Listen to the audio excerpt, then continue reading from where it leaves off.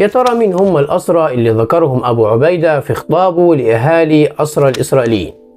مين هو رون أراد، نخشون فاكسمان، وهدار جولدن، وشاول أرون؟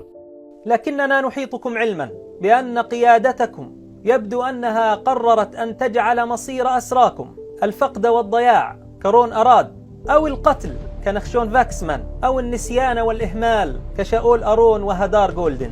رون أراد هو طيار إسرائيلي سقطت طائرته في 16 أكتوبر سنة 1986 في جنوب لبنان، وده كان خلال غارة جوية إسرائيلية على مناطق مجاورة، وتم القبض عليه من قبل حركة أمل اللبنانية في الوقت ده، ومنذ ذلك الحين مصيره غير معروف حتى الآن.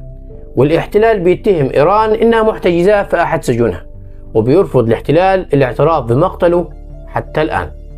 نخشون فاكسمان جندي إسرائيلي أسرته مقاومة حماس علشان تبادله بالشيخ أحمد ياسين، لكن إسرائيل رفضت صفقة التبادل، بل وحاصرت مكان احتجازه ظنا منها إنها تقدر تحرره، لكنه أثناء الاقتحام قتل الجندي الأسير مع قائد القوى المقتحمة وجندي أسير آخر، هدار جولدن وشاول أرون، ضابط وجندي إسرائيليين أسرتهم المقاومة في إحدى العمليات الخاصة، ومن ساعتها دولة الاحتلال بتماطل في التفاوض علشان تحررهم. فده العادي بالنسبة لدولة إسرائيل، المماطلة، ومش مهم بالنسبة لها أسراها.